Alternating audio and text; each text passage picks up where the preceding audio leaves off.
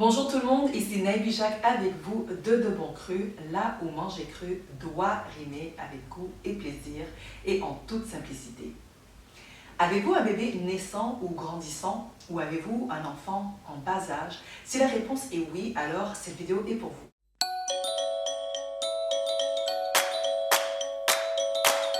J'ai reçu dernièrement un courriel d'une lectrice qui m'a posé une question par rapport à l'alimentation que je donne à mon fils.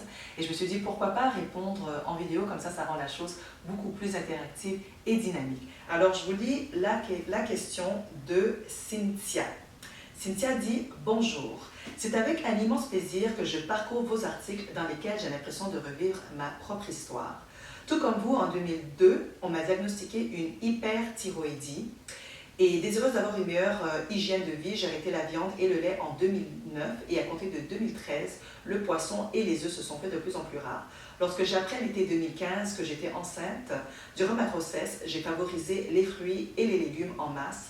Résultat, une grossesse merveilleuse suivie d'un accouchement formidable et arrivé en mars d'un bébé qui pète la forme.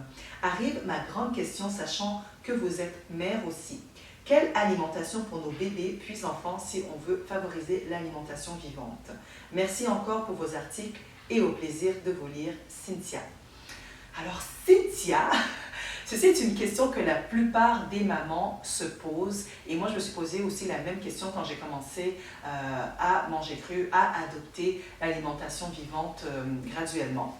Alors, quand on n'est pas une personne très avertie, on va souvent se tourner vers des personnes d'expérience. Et ces personnes d'expérience vont être les médecins de famille, les pédiatres, ça va être nos mamans, ou bien ça va être nos amis qui ont déjà eu des enfants. Et souvent, leurs conseils viennent avec des choses qui ne sont pas toujours les meilleures. Ça va être leurs opinions personnelles ou bien des idées préconçues. Parfois, les idées préconçues peuvent être aussi, elles peuvent être un peu passées date. Je vais vous donner un exemple. Dans les années 70, on disait aux mamans de plutôt donner du lait maternisé qui était beaucoup plus nutritif que le lait maternel. Et quelques décennies plus tard, oups, on s'est trompé, on s'est rendu compte que finalement, il faut revenir au gros bon sens de la nature et que le lait maternel est beaucoup plus nutritif. Alors ça, c'est un exemple. Un autre exemple, nos médecins de nos jours, la plupart en tout cas, ils vont nous dire, donnez beaucoup de viande à vos enfants pour qu'ils soient forts, ça va leur donner beaucoup de protéines et donner beaucoup de produits laitiers pour qu'ils aient beaucoup de calcium. Alors, on sait aujourd'hui que les aliments qui sont riches, qu'une alimentation en fait qui est carnée, trop carnée, est mauvaise en fait. Elle est très acidifiante pour l'organisme et on recommande une alimentation hautement végétale pour avoir une santé optimale. Alors, si elle est pour nous en tant qu'adultes, l'est-elle pour nos bébés ou nos enfants?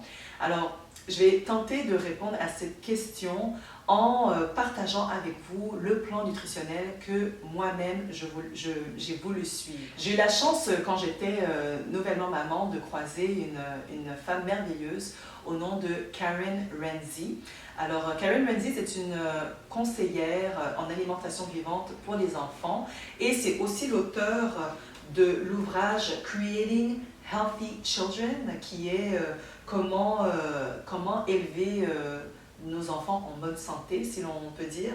Et elle parle de différents sujets, à part l'alimentation vivante, elle va parler aussi du attachment parenting, qui est le cododo ou bien le portage et l'allaitement prolongé. Et aussi, elle remet en question certaines pratiques de nos jours, la circoncision par exemple, ou la vaccination. Donc c'est un livre qui est vraiment intéressant et que moi, je considérais un peu au début comme ma Bible.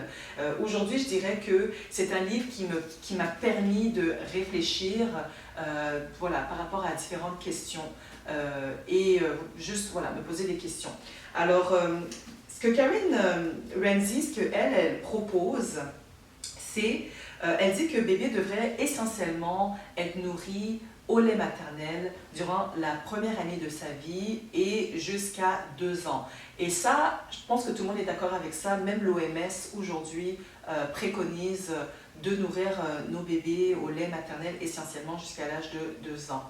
Ensuite, elle dit que lorsqu'on veut introduire des solides, ça devrait être seulement de la nourriture solide, ça devrait être seulement lorsqu'on voit que le bébé a des dents ou bien que le lait maternel ne suffit pas assez pour son gain de poids. Alors à la fin, ça peut arriver souvent à la fin de la première année et à ce moment-là, on peut introduire des petits morceaux de fruits mûrs. Alors ça va être ou bien d'autres aliments qui sont riches en glucides. Ça peut être de la mangue, ça peut être une poire mûre, la pastèque par exemple, une pêche. Alors on va donner ces petits morceaux-là et on va observer sa réaction pour voir si, il n'a pas d'intolérance ou si tout se passe bien. Parce que en bas de 2 ans, son système digestif est en développement et il n'arrive pas à tout digérer très facilement. Alors on observe tout ça et après ça on peut donner les morceaux de fruits, on peut les mettre sous une autre forme, on peut les mettre en purée ou en smoothie de fruits et on peut les mettre en jus aussi, mais par contre il faut les diluer, donc 50% de jus sans les fibres avec de l'eau et il ne faut pas dépasser plus de 125 ml par jour parce que, encore une fois, il faut privilégier le lait maternel.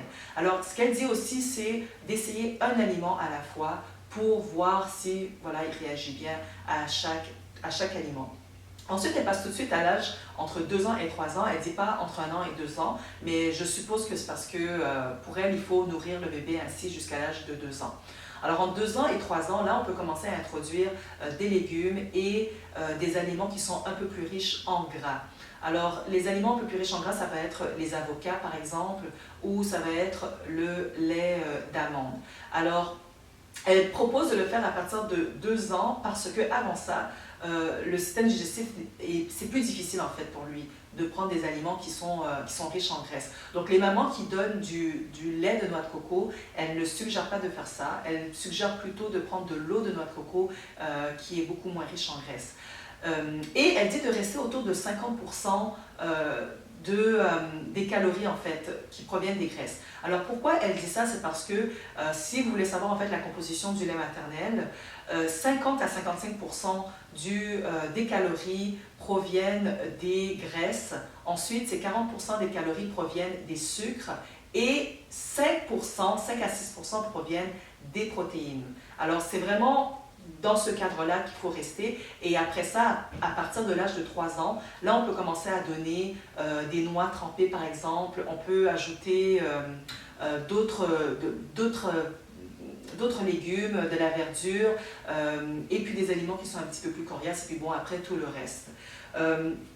Donc voilà ce qu'elle dit pour les aliments. À partir de 3 ans aussi, ce qu'elle dit, c'est qu'il faut observer les grandes poussées. Si l'enfant voilà, est en période de grande poussée ou bien il fait des activités physiques, alors dans ce cas-là, on peut donner plus que 50% des calories en graisse, on peut le dépasser parce qu'il a besoin d'énergie pour pouvoir fonctionner.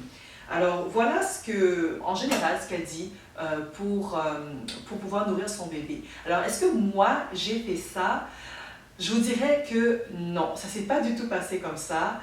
Si vous voulez savoir exactement comment j'ai nourri mon bébé et comment je nourris mon enfant aujourd'hui, alors rendez-vous sur mon blog au www.deboncru.com. Et pendant que vous y êtes, je veux en savoir plus sur vous. Laissez-moi un commentaire. Dites-moi, partagez avec moi votre expérience. Comment ça s'est passé? Est-ce que vous avez adopté une alimentation vivante? Est-ce que ça a été à 100%, 60%? Racontez-moi tout ça. J'adorerais savoir voilà, votre expérience. Est-ce que cette vidéo vous a plu? Si oui, adhérez à ma chaîne ou partagez-la avec vos amis. Et si vous voulez avoir beaucoup plus de ressources comme comment manger cru pendant 7 jours, un guide que je donne avec 14 recettes délicieuses. Et si vous voulez avoir d'autres trucs et astuces pour pouvoir adopter l'alimentation vivante, alors adhérez à ma liste de diffusion à www.deboncru.com.